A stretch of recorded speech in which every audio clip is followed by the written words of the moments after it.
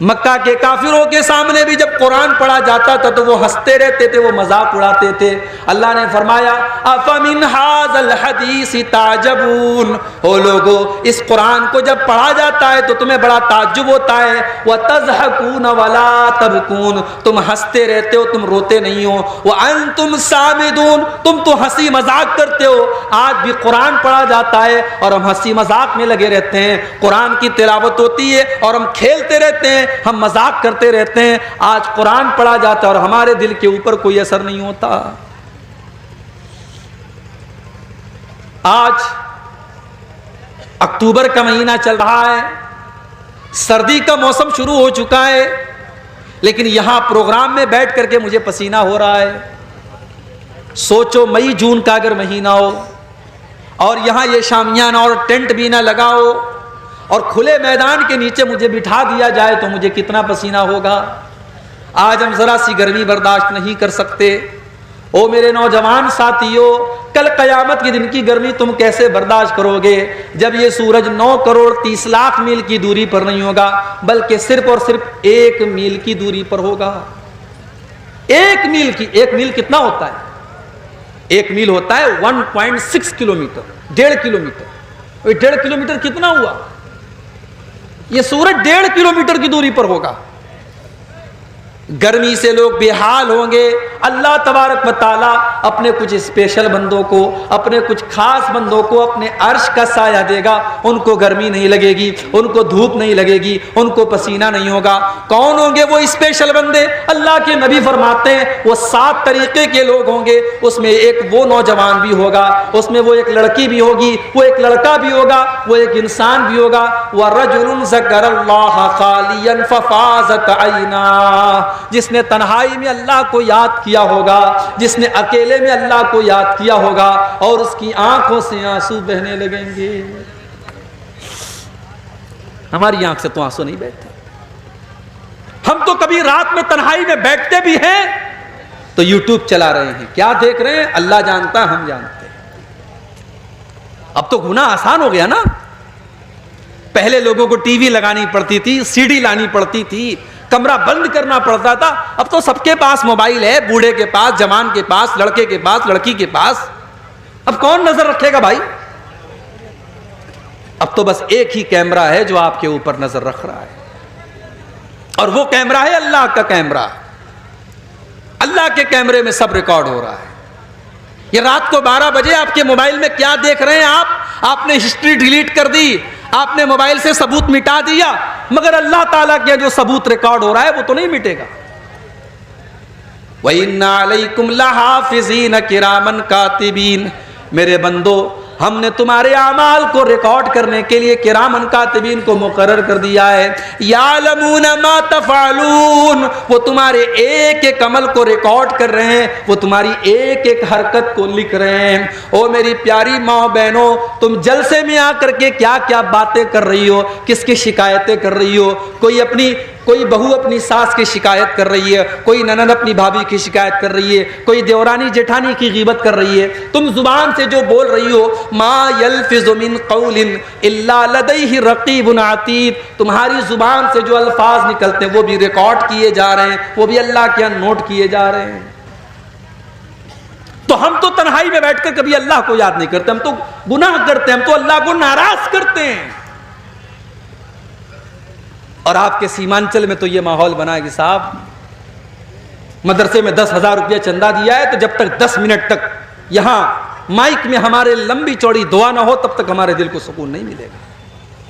वो सब दौर भूल जाओ, नेकी कर दरिया में डाल। आजकल का माहौल क्या है? नेकी कर फेसबुक पर डाल, नेकी कर यूट्यूब पर डाल, नेकी कर व्हाट्सएप पर डाल, नेकी कर स्टेटस पर डाल। आज तो वो दौर आ गया है। आज नेकी कम और प्रचार ज्यादा किया जाता है। 10 लोगों को खाना खिला के 100 लोगों को दिखाया जाता है, तो वो दौर आ गया।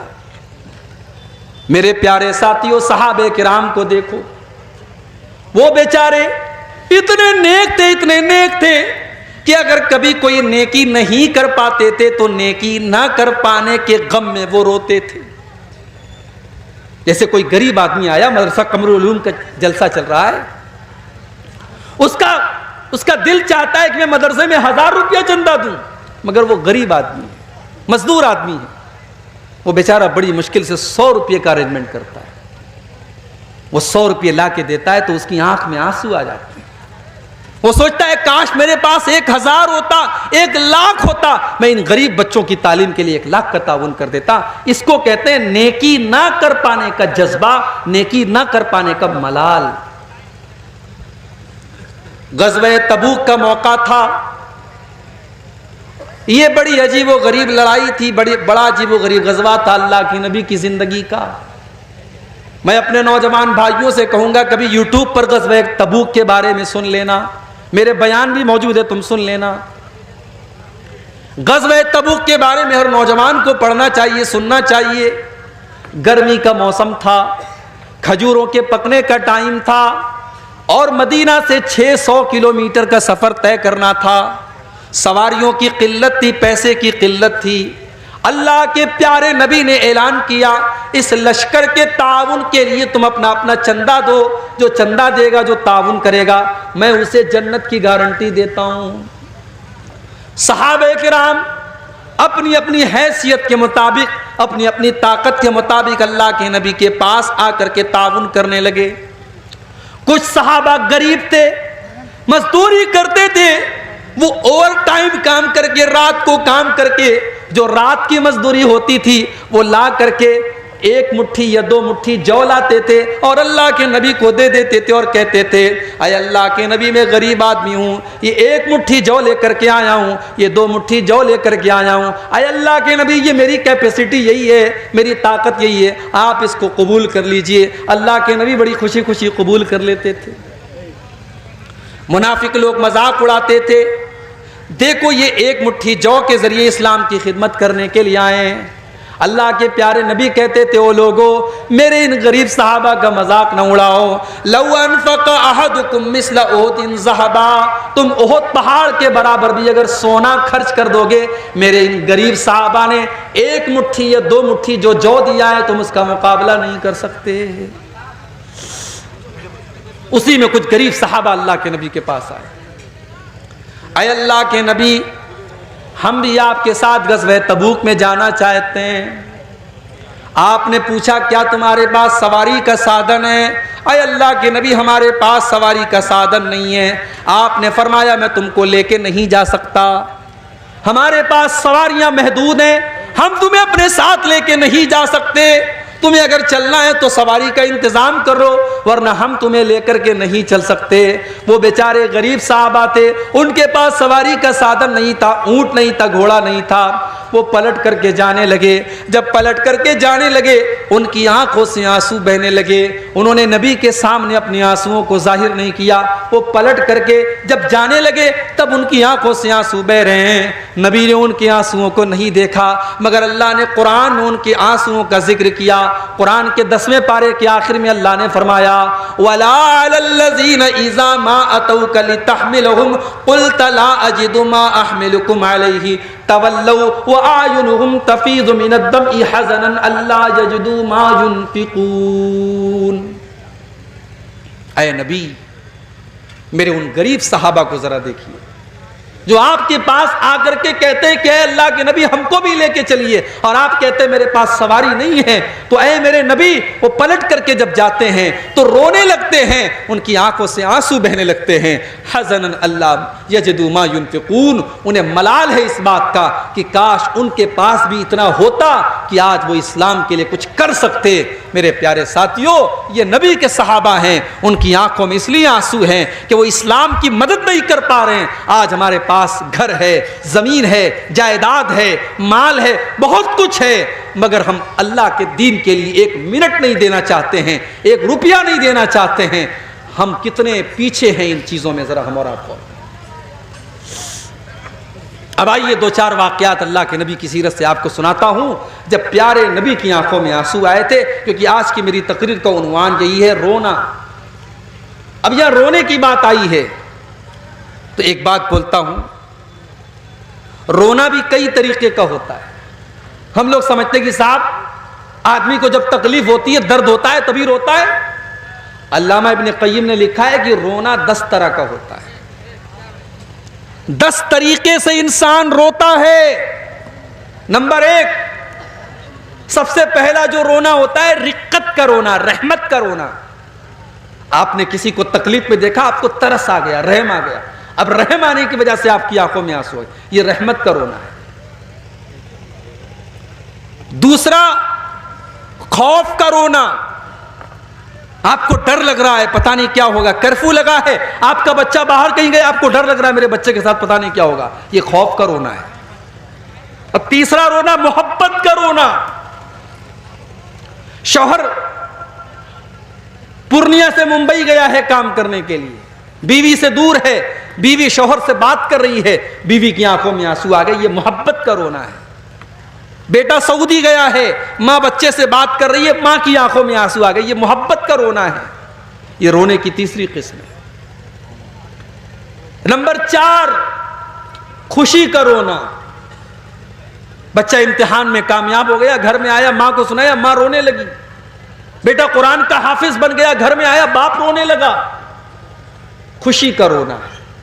और अल्लामा इब्न क़य्यिम कहते हैं ना, खुशी का जब रोना होता है तो आंसू ठंडे होते हैं, और जब तकलीफ में आदमी रोता है तो आंसू गर्म होते हैं। बड़े पते की बात है। इसीलिए अरबी में खुशी की कोई जब खबर मिलती है तो कहा जाता है कुर्रतु ऐनी, मेरी आंखों की ठंडक है ये चीज। जैसे अल्लाह के नबी ने नमाज के बारे में फरमाया, जो इलत कुर्रतु ऐनी फिस सलाह, नमाज मेरी आंखों की ठंडक है। जब आदमी खुश होता है तो आंखों से ठंडा आंसू निकलता है।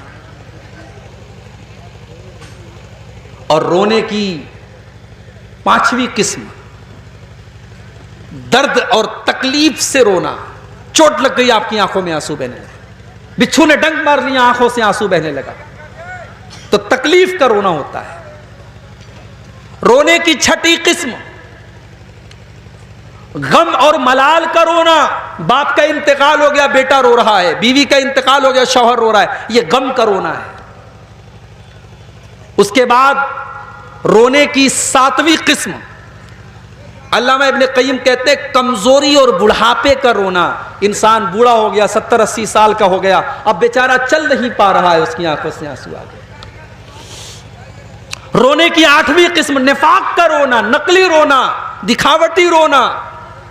जैसे यूसुफ अलैहिस्सलाम के भाई लोग आए थे अपने बाप के पास, वजाऊ अबाहुम इशाअन यबकून, रात को अपने बाप के पास रोते हुए आए, अब्बा जान हम खेलने चले गए थे और यूसुफ को सामान के पास छोड़ के चले गए थे, यूसुफ को भेड़िया खा गया। रो रहे थे, नकली रो रहे थे, ये निफाक का रोना था। और रोने की 9वीं किस्म, किराए का रोना। अरब में बहुत सारी औरतों को किराया देकर, पैसा देकर बुलाया जाता था, मैयत पर रोया करती थी। आज भी राजस्थान वगैरह में बहुत सारी औरतें ये काम करती हैं, इसको कहते हैं किराए का रोना। और रोने की 10वीं किस्म, मुआफकत का रोना। कोई रो रहा है, उसको रोते हुए देख करके आप रोने लगे, तो ये रोने की 10 किस्में हैं। लेकिन इसमें जो रोना अल्लाह को पसंद है वो ये है कि इंसान अल्लाह के खौफ से रोए। अब आइए जरा हम नबी की सीरत उठाते हैं और जरा देखते हैं कौन कौन से ऐसे मौके थे जब अल्लाह के प्यारे नबी की आंखों में आंसू आए। एक वाकया तो आपने सुना, अल्लाह के नबी ने कुरान की तिलावत सुनी और जब आपको अपनी जिम्मेदारी का एहसास हुआ आप रोने लगे। आगे बढ़िए, बुखारी की एक और हदीस आपके सामने पेश कर देता हूं। अल्लाह के नबी के घर में बच्चा पैदा हुआ, मारिया किप्तिया के पेट से बेटा पैदा हुआ। आपको 4 बेटियां थी हजरत खदीजा से, बेटा जो भी पैदा होता था वो बचपन में ही इंतकाल कर जाता था। एक बेटे का नाम कासिम था, वो भी इंतकाल कर गया। एक बेटे का नाम अब्दुल्ला था, वो भी इंतकाल कर गया। ये तीसरा बेटा था जो हजरत मारिया के पेट से पैदा हुआ। इस बच्चे का नाम अल्लाह के नबी ने इब्राहिम रखा था। अरब के दस्तूर के मुताबिक बच्चों को देहात भेज दिया जाता था ताकि देहात में दाई का दूध पिए और मजबूत हो जाएं देहात के माहौल में। अल्लाह के नबी ने अपने बच्चे को देहात में भेज दिया। एक लोहार की बीवी हजरत इब्राहिम को दूध पिलाया करती थी। बच्चा 1.5 साल का हो गया। एक दिन अल्लाह के नबी के पास खबर आई कि आपका बेटा बीमार है। आप अपने सहाबा को लेकर के अपने बच्चे को देखने के लिए पहुंचे। बुखारी के अल्फाज हैं, आप जब पहुंचे तो आपका बच्चा आखिरी सांसें ले रहा था।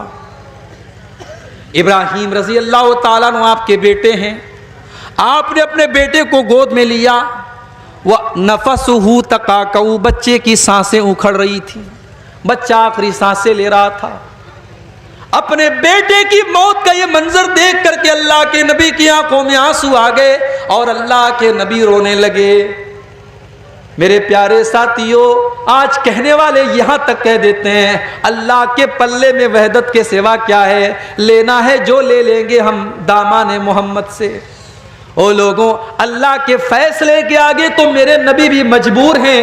अल्लाह के नबी अल्लाह के सबसे महबूब बंदे हैं, मगर अपने बच्चे की मौत का टाइम आज आ गया है तो अपने बच्चे को मौत से बचाने की ताकत अल्लाह के नबी के अंदर भी नहीं है। बेटा आखिरी सांसें ले रहा है, बेटा दम तोड़ रहा है और अल्लाह के नबी की आंखों में आंसू हैं। और अल्लाह के नबी क्या कहते हैं, इन्नल ऐन तदमा वल क़ल्ब यहज़ुन वला नक़ूलु इल्ला मा यरज़ा रब्बुना। ऐ मेरे बच्चे इब्राहिम, तेरे बाप का दिल गमगीन है, तेरे बाप की आंखों से आंसू बह रहे हैं, मगर तेरा बाप अपनी जुबान से कोई ऐसी बात नहीं निकालेगा जिससे अल्लाह नाराज हो जाए। ऐ मेरे बच्चे, तेरा बाप अपनी जुबान से कोई ऐसी बात नहीं निकालेगा जिससे अल्लाह नाराज हो जाए। मेरे नबी ने सब्र की मिसाल पेश की। मेरे भाई, आज कितनी औरतों का बच्चा मर जाता है, औरतें जज्बात में आकर के कह देती हैं अल्लाह को मेरा ही बेटा उठाना था। खबरदार ऐसा जुमला कभी इस्तेमाल मत करो। किसी के शौहर का इंतकाल हो जाता है, औरतें कह देती हैं अभी तो मेरे शौहर की मौत का टाइम नहीं था, मेरे शौहर को क्यों अल्लाह ने उठा लिया। मेरी प्यारी माँ बहनों, मेरे प्यारे साथियों, मौत का टाइम जब आता है तभी मौत आती है, एक सेकंड पहले नहीं, एक सेकंड बाद में नहीं। अल्लाह के नबी अपने बच्चे की मौत के ऊपर रो रहे हैं, मगर जुबान से कोई ऐसी बात नहीं निकालते जिससे अल्लाह नाराज हो जाए। और अगर आपने मरने वाले का नाम ले ले करके आपने रोना पीटना किया तो मरने वाले को तकलीफ होगी। अल्लाह के प्यारे नबी फरमाते हैं इन्नल मय्यत युअज़्ज़बु बिबकाई अहलिही, मरने वाला अपने घर वालों के रोने की वजह से उसको अजाब दिया जाता है। अगर रोने वाले शरीयत के खिलाफ तरीके से रोते पीटते हैं तो उसको अजाब दिया जाता है मरने वाले। और आगे बढ़िए, अल्लाह के नबी की आंखों में आंसू कब आए? आपकी बेटी ज़ैनब, उनके घर में एक बच्चा था, बच्चे के इंतकाल का टाइम आ गया, बच्चे की मौत का टाइम आ गया। हजरत ज़ैनब ने अल्लाह के नबी के पास पैगाम भिजवाया कि आपके नवासे का आखिरी टाइम है, आप जल्दी से चले आइए, अपने नवासे को देख लीजिए। अल्लाह के नबी नहीं जाते हैं, बल्कि अपनी बेटी को ये पैगाम भिजवाते हैं इन्ना लिल्लाहि मा आता व लहू मा खस। ऐ मेरी बच्ची, अल्लाह ताला की मर्जी है, वो जो चाहता है ले लेता है, वो जो चाहता है दे देता है। फल तस्बिर वल तातसिब, ऐ मेरी बच्ची तू सब्र से काम ले और सवाब की उम्मीद रख। आपकी बेटी ज़ैनब ने दोबारा फिर पैगाम भिजवाया, अय अब्बा जान, मैं अल्लाह का वास्ता देती हूँ कि आप एक बार मेरे घर चले आइए। अल्लाह के नबी अपनी बेटी के घर पहुँचते हैं। अपनी बेटी के घर पहुँचे और नवासे का इंतकाल होने वाला है, नवासे का आखिरी टाइम है और नवासे को अल्लाह के नबी गोद में लेते हैं और आप देखते हैं कि नवासा आपका आखिरी सांसें ले रहा है। आपका नवासा मौत और जिंदगी की लड़ाई लड़ रहा है, आपका नवासा दुनिया से जा रहा है। अल्लाह के नबी की आंखों से आंसू बहने लगते हैं। सहाबा कहते हैं अय अल्लाह के नबी, हम ये क्या देख रहे हैं, आपकी आंखों में आंसू बह रहे हैं, आप रो रहे हैं। अल्लाह के नबी फरमाते हैं हाज़िही रहमतुन जअलहा अल्लाहु फी कुलूबी इबादिही। ओ लोगो, ये तो रहमत की निशानी है जो अल्लाह ने अपने बंदों के दिल में डाली है। मैं एक नाना भी हूँ, मैं एक बाप भी हूँ, अपने नवासे के गम में ये आंसू निकल रहे हैं। जो अल्लाह ने रहम दिल में डाला है उसी रहम की ये निशानी है। नबी की आंखों में आंसू आए थे तब भी। एक और मौका याद कीजिए, बद्र का मैदान है, 17 रमजान को बद्र की लड़ाई लड़ी गई। 16 रमजान की रात बद्र के मैदान में अल्लाह के प्यारे नबी किबला की तरफ हाथ उठा करके दुआएं कर रहे हैं और कह रहे हैं अल्लाहुम्मा आतिनी मा वअदतनी, अल्लाहुम्मा अंजिज़ली मा वअदतनी। ऐ अल्लाह, तूने जो वादा किया है तू अपना वादा पूरा फरमा। ऐ अल्लाह, तू अपने वादे का पक्का है, तू अपना वादा पूरा फरमा। अल्लाहुम्मा इन तुहलिक हाज़िहिल इसाबत ला तुअबद फिल अर्ज़ी। ऐ अल्लाह, अगर ये मुट्ठी भर तेरे मानने वाले आज अगर हलाक हो गए, ये 313 अगर आज हलाक हो गए, तो अल्लाह फिर रूए जमीन पर तेरी इबादत करने वाला कोई ना होगा, तुझे सजदा करने वाला कोई ना होगा। ये कहकर के अल्लाह के नबी रो रहे हैं, आपकी आंखों में आंसू बह रहे हैं और आप अल्लाह की बारगाह में रो रो करके दुआएं कर रहे हैं। हजरत अबू बकर सिद्दीक आते हैं और पीछे से आपको चिमट जाते हैं और कहते हैं कफा का मुनाशदतुका रब्बका। ऐ अल्लाह के नबी बस कीजिए, आपका रब आपको मायूस नहीं करेगा, आपका रब आपकी दुआ को जरूर कबूल करेगा। और दुनिया ने देखा कि 313 मुसलमान 1000 के ऊपर गालिब आ गए। अल्लाह ने 1000 के ऊपर उनको कामयाबी से नवाजा। एक और मौके पर मेरे नबी की आंखों में आंसू आए। रात का टाइम था, अल्लाह के नबी कुरान पढ़ रहे थे और कुरान पढ़ते पढ़ते आपकी नजर उस आयत पर पड़ी। इब्राहीम अलैहिस्सलाम अपने रब से दुआ करते हैं, फमन तबिअनी फइन्नहु मिन्नी वमन आसानी फइन्नका गफूरुर रहीम। आय अल्लाह, मेरी उम्मत के अंदर जो मेरी पैरवी करेगा वो मेरा उम्मती है, और जो मेरी नाफरमानी करेगा तो तू गफूरुर रहीम है, तू माफ कर देना। उसके बाद अल्लाह के नबी ने ईसा अलैहिस्सलाम की दुआ पढ़ी, इन तुअज़्ज़िबहुम फइन्नहुम इबादुका व इन तग़फिर लहुम फइन्नका अंतल अज़ीज़ुल हकीम। आय अल्लाह, अगर तू इनको अजाब दे देगा तो ये तो तेरे बंदे हैं, और अगर तू माफ कर देगा तो तू ताकत वाला है, तू हिकमत वाला है। अल्लाह के प्यारे नबी ने सोचा कि ईसा ने तो अपनी उम्मत के लिए दुआ मांग ली, इब्राहीम ने तो अपनी उम्मत के लिए दुआ मांग ली, मेरी उम्मत के गुनहगारों का क्या होगा, मेरी उम्मत के खताकारों का क्या होगा। आपने हाथ उठाए, सही मुस्लिम के अल्फाज हैं, आप रोते हुए कहने लगे अल्लाहुम्मा उम्मती, अल्लाहुम्मा उम्मती। ऐ अल्लाह, मेरी उम्मत का क्या होगा, ऐ अल्लाह, मेरी उम्मत का क्या होगा। कभी गौर किया आपने? मेरे नबी को नमाजियों की चिंता नहीं है, मेरे नबी को बेनमाजियों की चिंता है। मेरे नबी को तहज्जुद पढ़ने वालों की फिक्र नहीं है, मेरे नबी को तो अपनी उम्मत के गुनहगारों की फिक्र है कि उनका बेड़ा कैसे पार होगा, वो कैसे कयामत के दिन नजात पाएंगे। आप अपनी उम्मत के गुनहगारों के लिए रो रहे हैं और अल्लाह की बारगाह में दुआ कर रहे हैं कि अल्लाह मेरी उम्मत को बचा लेना, ऐ अल्लाह मेरी उम्मत को बचा लेना। अल्लाह ने जिब्रील को भेजा, ऐ जिब्रील जाओ मेरे नबी से पूछो क्यों रो रहे हो। आपने फरमाया मैं अपनी उम्मत के लिए रो रहा हूँ। हजरत जिब्रील ने फरमाया, ऐ अल्लाह के नबी, अल्लाह ताला ये कह रहा है इन्ना सनुर्दी कफी उम्मती का वला नसू का, हम आपकी उम्मत के बारे में आपको खुश कर देंगे, आपको परेशान होने की ज़रूरत नहीं है। अगर आपकी उम्मत तौहीद के ऊपर कायम रहेगी, अगर ईमान के ऊपर कायम रहेगी, अगर शिरक नहीं करेगी, अगर गैरुल्लाह के दर पे सर नहीं झुकाएगी, तो आपकी उम्मत का बेड़ा पार हो जाएगा।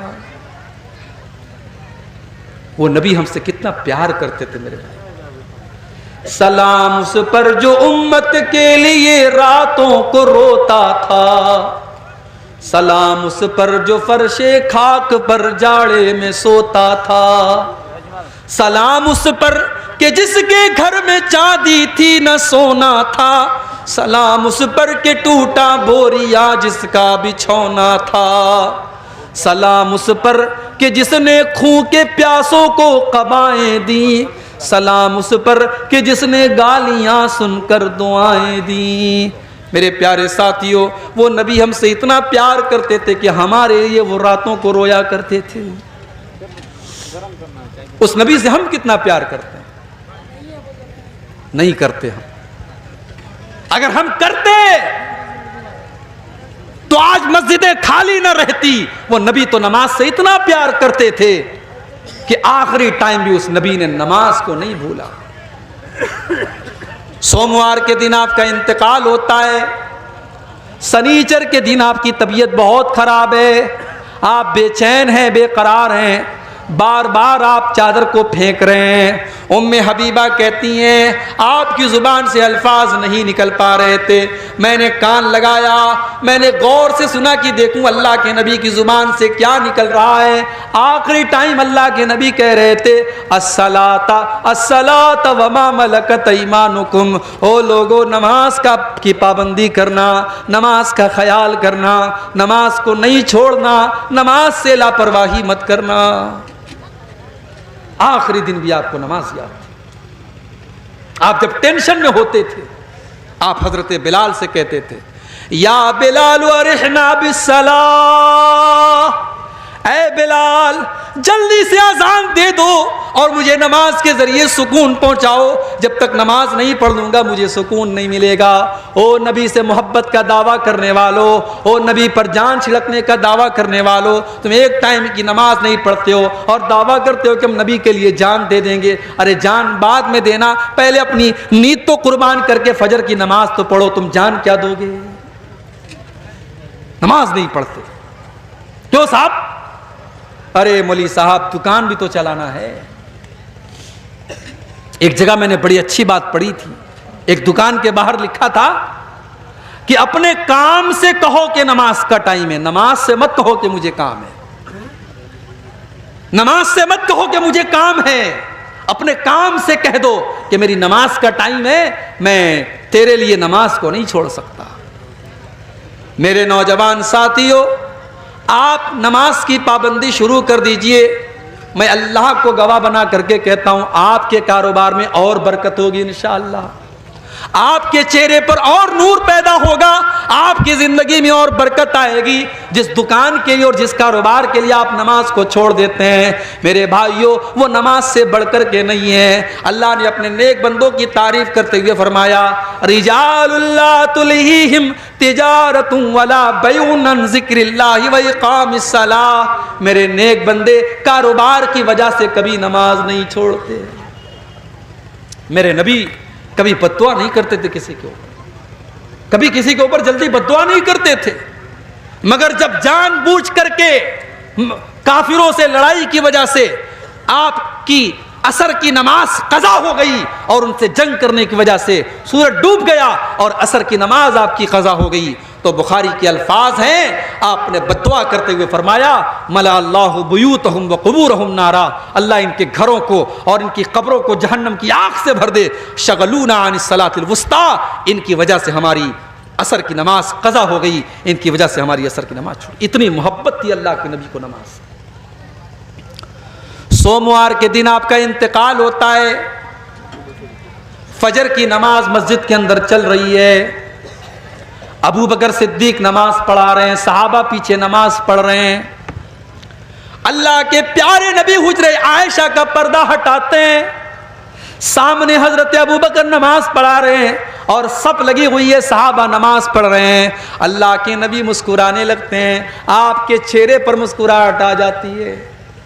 अच्छा, जब मेरे नबी मुस्कुराते थे ना, ऐसा लगता था 14वीं का चांद चमक रहा है, ऐसा लगता था कि दुनिया की सारी खूबसूरती खत्म है मेरे नबी के ऊपर। वो हस्सान बिन साबित ने कहा था ना, वह अहसन मिन कलम तरक़त आईनी व अजमल मिन कलम तलिदिन निसाउ, ऐ मेरे नबी आपसे ज्यादा हसीन व जमील इंसान को किसी माँ ने जन्म नहीं दिया और आपसे ज्यादा खूबसूरत इंसान मैंने कभी नहीं देखा। यूसुफ अलैहिस्सलाम को मिस्र की औरतों ने देखा तो अपने हाथ काट लिए थे, सोचो अगर उन्होंने मेरे नबी को देखा होता तो क्या हाल होता। मेरे अजीजों, इतने खूबसूरत थे अल्लाह के नबी, आपने सहाबा को नमाज पढ़ते हुए देखा, आपके चेहरे पर मुस्कुराहट आ गई। ये मुस्कुराहट क्यों थी? ये सुकून की अलामत थी, ये पहचान थी कि मेरी उम्मत मेरे बाद भी अपने मिशन पर कायम है, मेरे बाद भी नमाज चल रही है, मेरे जाने के बाद भी मेरे सहाबा नमाज पढ़ते रहेंगे।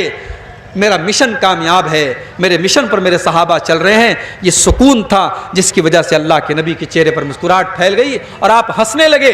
और सहाबा कहते हैं कि हमें नमाज की हालत में ये महसूस हो गया कि अल्लाह के नबी हजरत आयशा के हुजरे के दरवाजे पर खड़े हैं और मुस्कुरा रहे हैं। सहाबा ने कहा हमें डर हुआ कहीं हम नमाज छोड़ के भाग न जाएं, हम पीछे हटने लगे।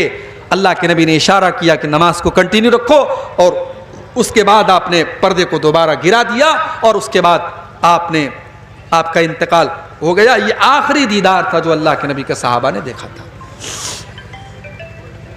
तो नबी की आंखों से तब भी आंसू आए थे। एक दो वाकया और सुना करके बात मैं खत्म करता हूं, रात के 1:30 बज रहे हैं। एक और मौके पर अल्लाह के नबी की आंख से आंसू आए थे। बड़े गौर से सुने, हमारी माए बहनें इस वाक्य को सुने।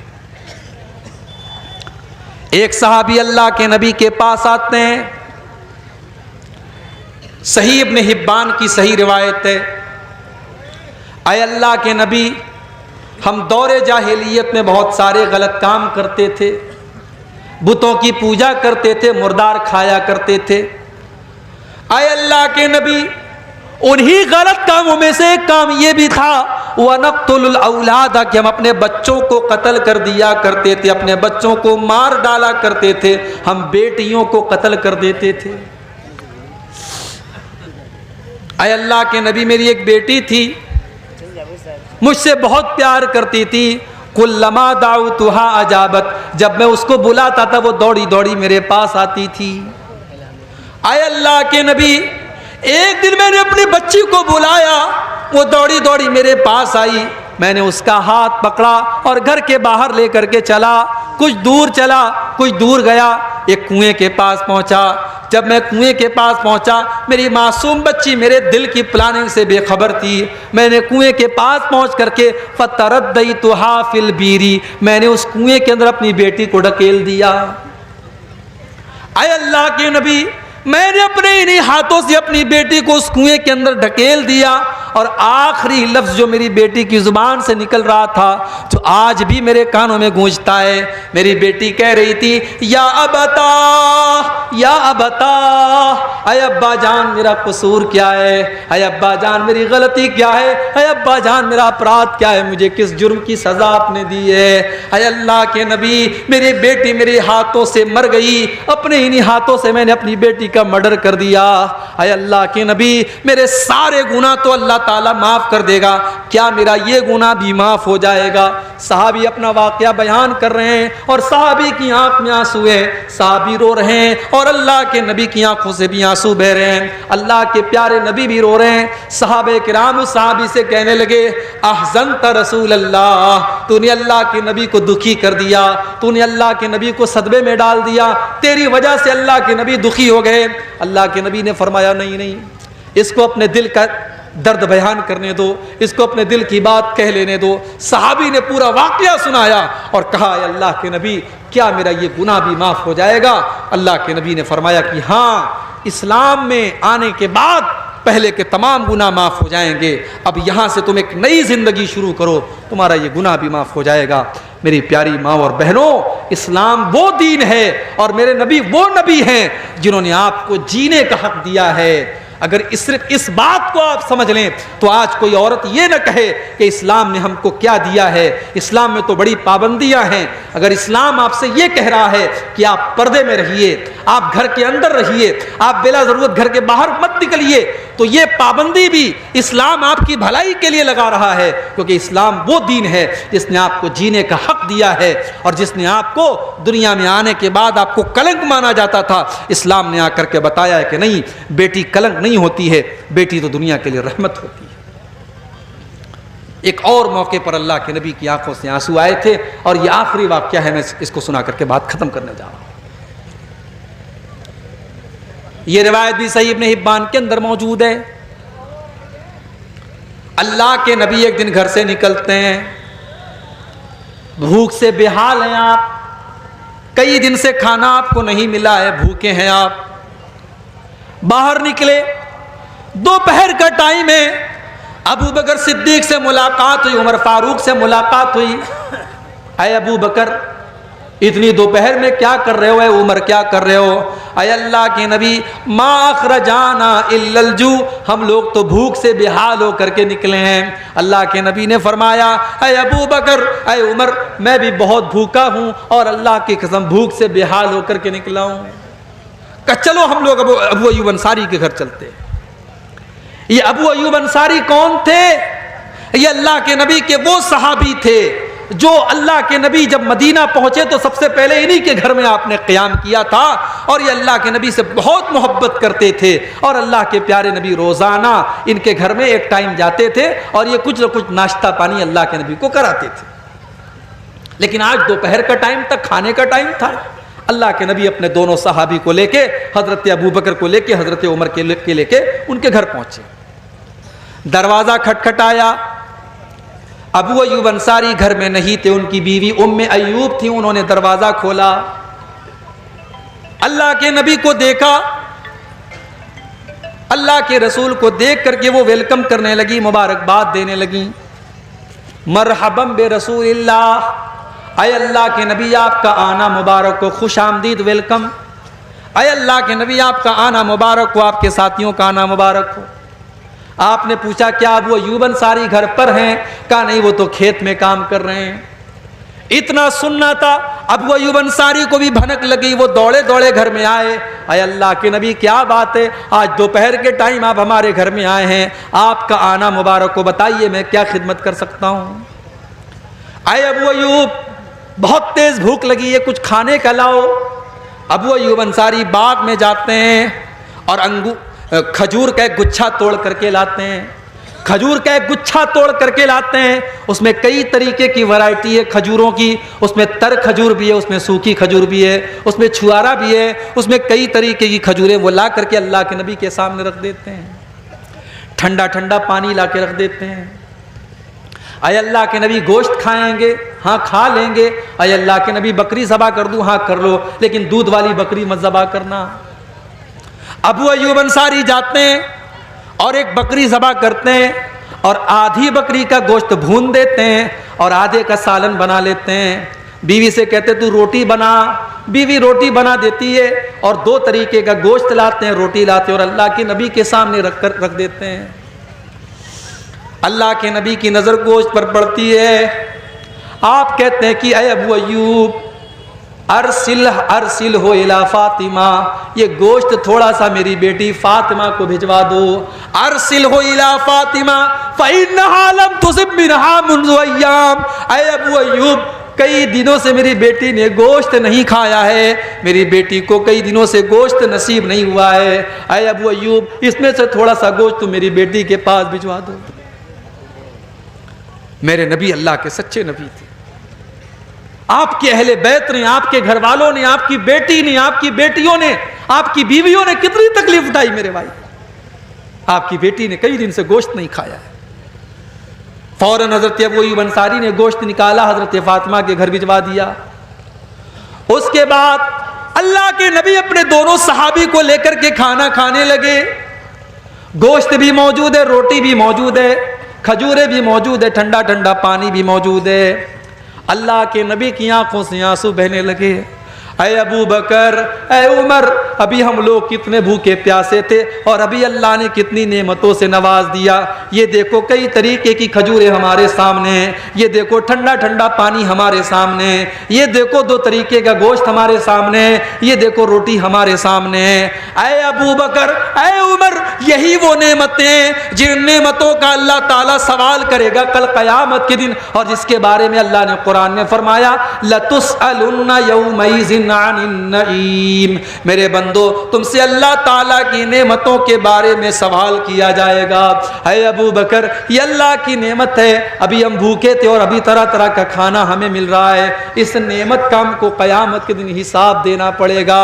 ओ चिकन खाने वालों, ओ मटन खाने वालों, ओ आला बिल्डिंगों में रहने वालों, ओ करोड़ों कमाने वालों, बहुत अच्छी बात है, जिंदगी में सुख का आना बहुत अच्छी बात है, जिंदगी में दौलत का आना भी बहुत अच्छी बात है, मगर जितनी नेमतें आपको मिलेंगी उतना ज्यादा अल्लाह को हिसाब भी देना पड़ेगा। लतुसअलुन्ना यौमइज़िन अनिन नईम, इन नेमतों के बारे में अल्लाह ताला के यहाँ पूछा जाएगा। मेरे नबी की आंखों से आंसू आए, क्योंकि इन नेमतों का हिसाब अल्लाह के यहाँ देना है। मेरे प्यारे साथियों, कभी हम और आप अपने बारे में सोचें कि कभी हमारी आंखों में आंसू क्यों नहीं आते। इसका मतलब यह है कि दिल की जो ज़मीन है वो वीरान हो चुकी है, वो बंजर हो चुकी है, और दिल की ज़मीन को तकवा की जो है आबपाशी की ज़रूरत है, उसको तकवा का पानी देने की ज़रूरत है। अपने दिल को तकवा के पानी से सैराब करो। जब दिल की ज़मीन सैराब होगी तब आंखों से आंसू झड़ेंगे। मेरे भाइयों, हम अल्लाह की नाफरमानियों से बचें, हम गुनाहों से बचें। इंशाअल्लाह जब हमारा दिल पाक और साफ होगा तो हमारी आंखों से अल्लाह के खौफ से आंसू भी बहेंगे। ये चततिम बिदा वकुल्ल बिदातिन ज़लाला वकुल्ल ज़लालतिन फिन्नार। अऊज़ु बिल्लाहि मिनश शैतानिर रजीम। बिस्मिल्लाहिर रहमानिर रहीम। अफमिन हादल हदीथि ताजबून व तज़हकून वला तबकून व अंतुम सामिदून।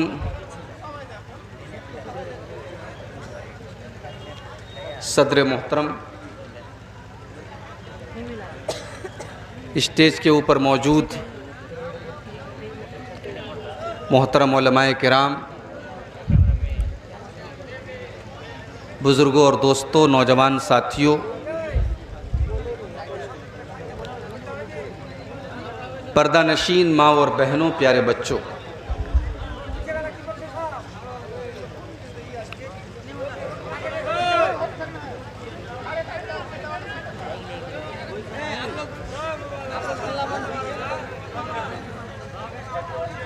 आज का ये प्रोग्राम मदरसा कमरुल उलूम चिमनी बाज़ार के ताउन के लिए, उसी के इहाते में, उसी के कैंपस में आज बतारीख 25 अक्टूबर 2022 बरोज़ मंगल मुनक़िद हुआ। मुझसे पहले आपने शेख तौहीद आलम सलफ़ी साहब का ख़िताब सुना। शेख शमीम अख्तर फैज़ी साहब अपने अंदाज़ में मदरसे के लिए चंदा करते रहे। उसके बाद शेख अबुल कासिम बिजली साहब, उन्होंने अपने अंदाज़ में बंगला ज़ुबान में ख़िताब किया, चंदा किया, और अब मैं आपके सामने हाज़िर हूँ। काफ़ी देर से आप लोग बैठे हुए। मेरे भाइयों, अल्लाह तबारक व तआला ने हमें और आपको इंसान बनाया। अल्लाह ने अपनी दूसरी मखलूक़ात से हमें बेहतर बनाया। कुरान करीम में अल्लाह तबारक व तआला ने इस नेमत का जिक्र किया है कि हमने इंसान को सबसे बेहतरीन सांचे में, सबसे बेहतरीन अंदाज में पैदा किया। लक़द ख़लक़नल इंसान फ़ी अहसनि तक़वीम। हमने इंसान को सबसे बेहतरीन सांचे में, सबसे बेहतरीन अंदाजे में, सबसे बेहतरीन शक्ल सूरत वाला बनाया है। कुरान के 30वें पारे में एक और जगह अल्लाह ताला फरमाता है, या अय्युहल इंसानु मा गर्रका बिरब्बिकल करीम। ऐ इंसान, वो कौन सी चीज़ है जिस चीज़ ने तुझे तेरे रब के बारे में गाफिल करके रखा है। तू अपने रब को छोड़ करके बैठा है, तू अपने रब से गाफिल बैठा है। अल्लज़ी खलक़क फसव्वाक फ़अदलक। उस अल्लाह ने तुमको पैदा किया, तुम्हारे बदन के सारे आज़ा बराबर बराबर बनाए। वो चाहता तो एक कान छोटा कर देता, एक कान बड़ा कर देता, नाक बहुत बड़ी सी कर देता, वो चाहता गंजा पैदा कर देता, वो चाहता तो एक टांग से तुमको महरूम कर देता। अल्लज़ी खलक़क फसव्वाक फ़अदलक, उसने तुम्हारे तमाम आज़ा, तुम्हारी बॉडी के तमाम पार्ट्स उसने बराबर बराबर बनाए। उसने तुम्हारे शरीर को सुडौल बनाया, उसने तुम्हारे जिस्म को खूबसूरत बनाया, बड़े तवाज़ुन के साथ, बड़े बैलेंस के साथ, बड़े हिसाब से उसने तुम्हारी शेप बनाई, तुम्हारी शक्ल सूरत बनाई। तो जो अल्लाह इतना करीम है कि उसने हमें और आपको इंसान बनाया, और फिर इंसान बनाने के बाद अल्लाह तबारक व तआला ने दूसरी मखलूक़ात से ये भी हमको फजीलत बख्शी कि हम अपनी बात कह सकते हैं। जानवर को तकलीफ होती है, जानवर अपने दुख का इजहार बोल करके नहीं कर सकता। इंसान को अल्लाह ताला ने यह सलाहियत बख्शी है कि इंसान अपनी बात को बयान कर सकता है। इसीलिए अल्लाह ताला ने फरमाया अर्रहमान अल्लमल कुरान खलकल इंसान अल्लमहुल बयान। अल्लाह ने इंसान को बयान का सलीका बख्शा है। अल्लाह ने इंसान को उस पार के हैं इरफान साहब प्रमुख, साबिक प्रमुख। आप बोल दीजिए क्या बोलना है? 11,000 रुपये। तो ये बीच बीच में बोलते रहना होगा? नहीं बस कितना है? 11,000 है। 11,000 रुपये। इरफान साबिक प्रमुख कस्बा। साबिक प्रधान है? साबिक प्रमुख। अच्छा, साबिक प्रमुख कस्बा। इरफान साहब जो साबिक प्रमुख हैं कस्बा के, उन्होंने 11,000 रुपया मदरसे के लिए ताउन पेश किया है। अल्लाह उनके माल में बरकत अता फरमाए, जज़ाए खैर दे, और मज़ीद आप लोगों को इस इदारे का ताउन करने की तौफीक बख्शे।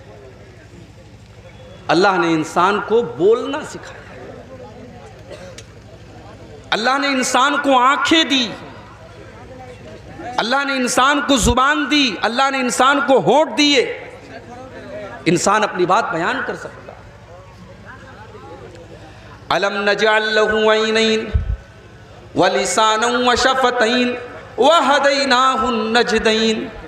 हमने इंसान की दो आंखें बनाई, हमने इंसान को जुबान अता फरमाई, हमने इंसान को दो होंठ दिए, और हमने इंसान के सामने सही और गलत रास्ते भी वाज़े कर दिए। अल्लाह तबारक व तआला ने सही क्या है, गलत क्या है, हक क्या है, बातिल क्या है, तौहीद क्या है, शिर्क क्या है, सब हमारे सामने क्लियर कर।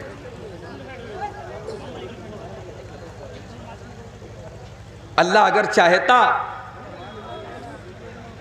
अगर अल्लाह तबारक व तआला चाहता सारे बंदों के ऊपर अपना अजाब नाजिल कर देता। बंदा क्या है, बंदा क्या कर लेता? मगर अल्लाह अपने बंदों पर जुल्म करने वाला नहीं है। अल्लाह ने अपने बंदों को समझाने के लिए, सही और गलत का रास्ता बताने के लिए अल्लाह ने नबियों को भेजा। कितने नबी आए दुनिया में?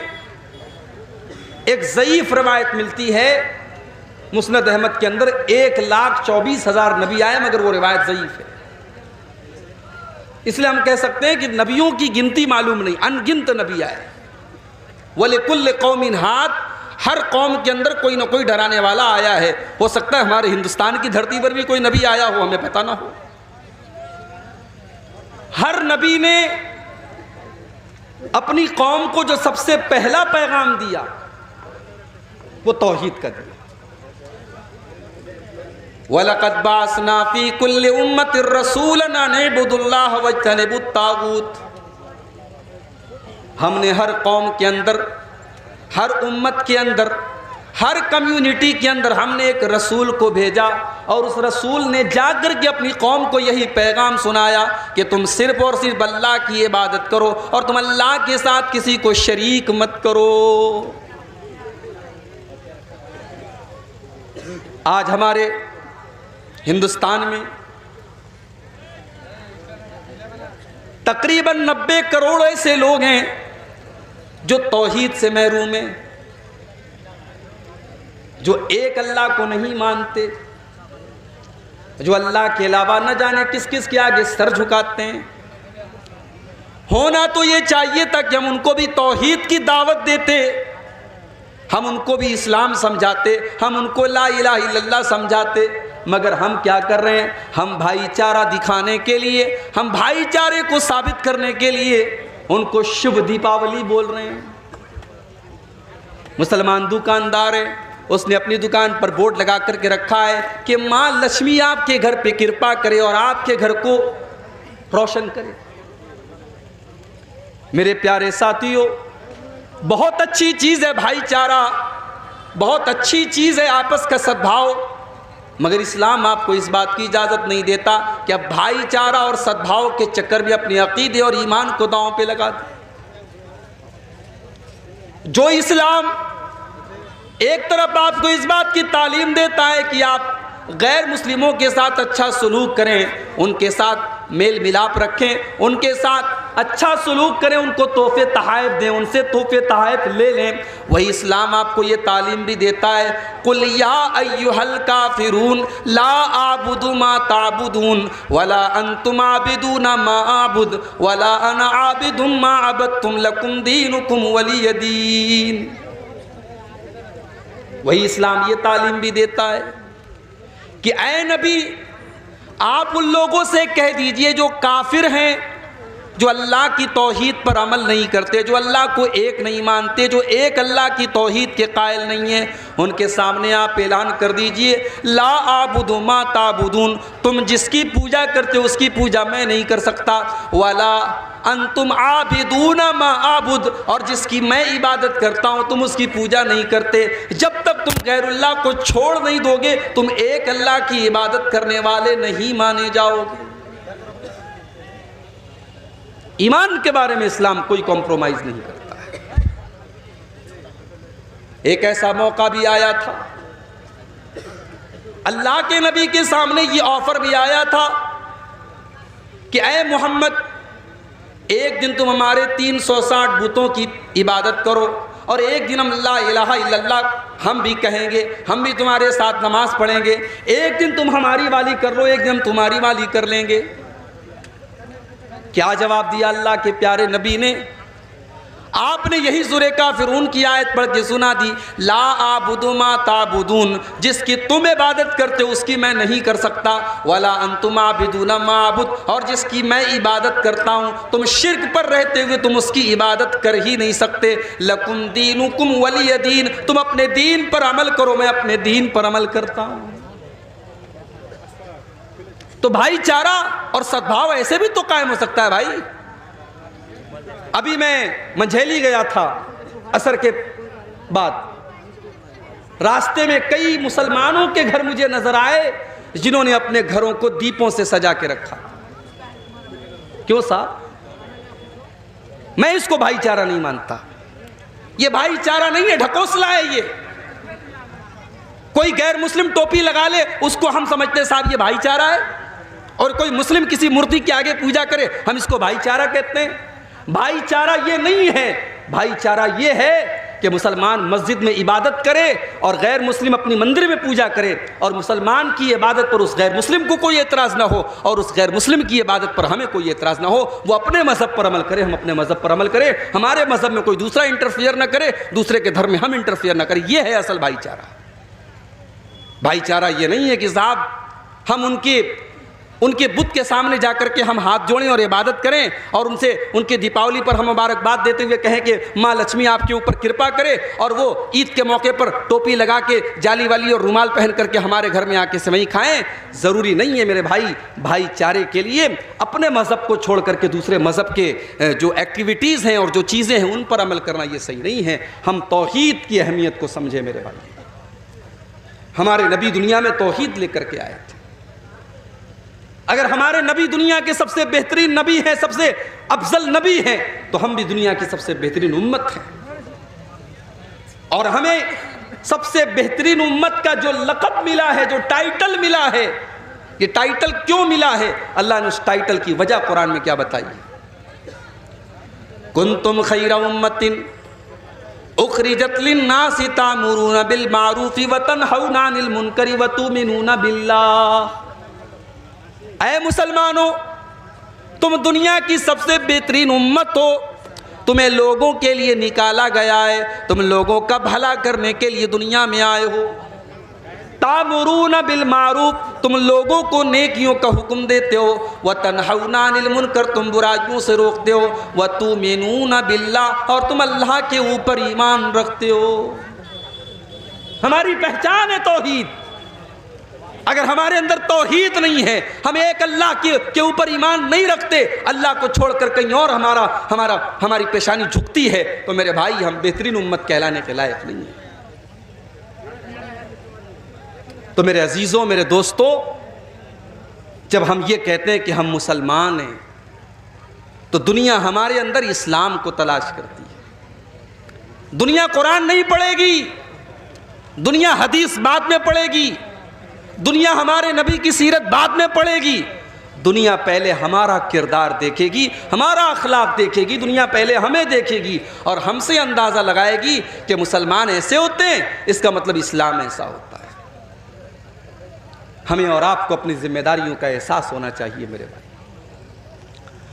हमारे प्यारे नबी को जब अपनी जिम्मेदारियों का एहसास होता था, अल्लाह के प्यारे नबी की आंखों में आंसू आ जाते थे। बुखारी के अल्फाज है, अल्लाह के प्यारे नबी हज़रत अब्दुल्ला बिन मसूद से कहते हैं, इक़रा अलैयल कुरान, आए अब्दुल्ला तुम मुझे कुरान पढ़ के सुनाओ। हज़रत अब्दुल्ला कुरान के बड़े अच्छे कारी थे, कुरान के बड़े अच्छे कारी थे हज़रत अब्दुल्ला बिन मसूद, कुरान के हाफिज थे। आज अच्छे अच्छे मौलाना लोगों को देखता हूं कि अपने बच्चों को आलिम नहीं बनाना चाहते। पूछो बेटा कहां पढ़ता है, कहते कॉन्वेंट में पढ़ता है। बेटा क्या कर रहा है, इंजीनियरिंग कर रहा है। बेटा क्या कर रहा है, MBBS कर रहा है। बहुत अच्छी बात है, हमें अच्छे डॉक्टरों की भी जरूरत है, हमें इंजीनियरों की भी जरूरत है, हमें अच्छे वकीलों की भी जरूरत है मेरे भाई। मगर ये बात याद रखिए, दुनिया के लाखों और करोड़ों इंजीनियर, डॉक्टर और वकील मिल करके कुरान के एक हाफिज के बराबर नहीं हो सकते। ये मदरसे में पढ़ने वाले बच्चे जो कुरान के हाफिज होते हैं, जो कुरान पढ़ते हैं, जो दिन रात बैठ करके कुरान और हदीस पढ़ते हैं, यूनिवर्सिटी में और कॉलेज में पढ़ने वाला अप टू डेट लड़का, चाहे वो कितना टैलेंटेड हो जाए और कितना ही काबिल ना हो जाए और लाखों करोड़ों कमाने वाला ना हो जाए, उस कुरान के हाफिज के बराबर नहीं हो सकता है। अब्दुल्ला बिन मसूद कुरान के कारी हैं, इतना अच्छा कुरान पढ़ते हैं कि अल्लाह के नबी कहा करते थे, जिसको कुरान बिल्कुल तरोताज़ा सुनना हो, अब्दुल्ला से कुरान सुन ले। जब ये कुरान पढ़ते थे ऐसा लगता था कुरान अभी नाजिल हो रहा है, कुरान अभी उतर रहा है, कुरान अभी उतरा है और अब्दुल्ला बिन मसूद उसकी तिलावत कर रहे हैं। ओ मेरे नौजवान साथियों, अपने कानों में ईयरबड्स और ईयरफोन लगा करके गाने सुनने वाले मेरे नौजवान साथियों, बाइक के ऊपर गाना सुन के जा रहे हो, कार में बैठ करके तुम गाने सुन रहे हो, तकरीर हो रही है कहीं साइड में बैठ करके तुम गाने सुन रहे हो, कभी फेसबुक की रील्स पर तुम गाने देख रहे हो, कभी इंस्टाग्राम पर तुम म्यूजिक सुन रहे हो, कभी तुम व्हाट्सएप और फेसबुक के ऊपर गाने सुन रहे हो। ओ मेरे नौजवान साथियों, ये तुम गाने क्यों सुन रहे हो, ये तुम म्यूजिक क्यों सुन रहे हो? अगर तुम ये कहते हो ये गाने सुन करके हमारे दिलों को सुकून मिलता है, तो मेरे भाई तुम अपने दिल के बारे में ये समझ जाओ, तुम्हारा दिल मुर्दा हो चुका है। जिस दिल को गाना सुन करके सुकून मिलता हो, जिस दिल को म्यूजिक के जरिए सुकून मिलता हो, उस दिल की जनाजे की नमाज पढ़ लो, वो दिल मर चुका है, वो दिल मुर्दा हो चुका है। इसलिए कि कुरान क्या कहता है, अला बिज़िक्रिल्लाहि तत्मइन्नुल कुलूब। ओ लोगों, जो दिल होता है वो दिल अल्लाह के ज़िक्र से सुकून पाता है, दिलों को अल्लाह के ज़िक्र से सुकून मिलता है। अगर आपका दिल ज़िंदा होता तो कुरान की तिलावत से उसको सुकून मिलता, आपका दिल अगर ज़िंदा होता तो अल्लाह के ज़िक्र से उसको सुकून मिलता। अगर म्यूज़िक और गाने बजाने से और गंदी तस्वीरों से आपके दिल को सुकून मिल रहा है, इसका मतलब कि आपका दिल मुर्दा हो चुका है। अब्दुल्ला बिन मसूद रज़ी अल्लाह ताला अन्हु, अल्लाह के प्यारे नबी कहते हैं, अब्दुल्ला तुम कुरान पढ़ के सुनाओ। हजरत अब्दुल्ला कहते हैं, अल्लाह के नबी मैं आपको कुरान पढ़ के सुनाऊं? ये कुरान तो आप ही के ऊपर उतरा है, मैं कैसे आपको कुरान पढ़ के सुनाऊं? अल्लाह के प्यारे नबी ने फरमाया, अय अब्दुल्ला सही बात है कि कुरान मेरे ऊपर उतरा है, मगर आज मैं कुरान किसी और की ज़ुबान से सुनना चाहता हूँ। अय अब्दुल्ला तुम कुरान की तिलावत करो, मैं सुनना चाहता हूँ। हज़रत अब्दुल्ला कहते हैं मैं सूरे निसा की तिलावत करने लगा, सूरे निसा में पढ़ने लगा।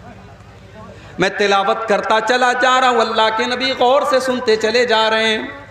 जब मैं सूरे निसा की तिलावत करते करते जब मैं उसकी इस आयत के ऊपर पहुँचा, फ़कैफ़ इज़ा जिना मिन कुल्लि उम्मतिन बिशहीदिन व जिना बिका अला हाउलाई शहीदा।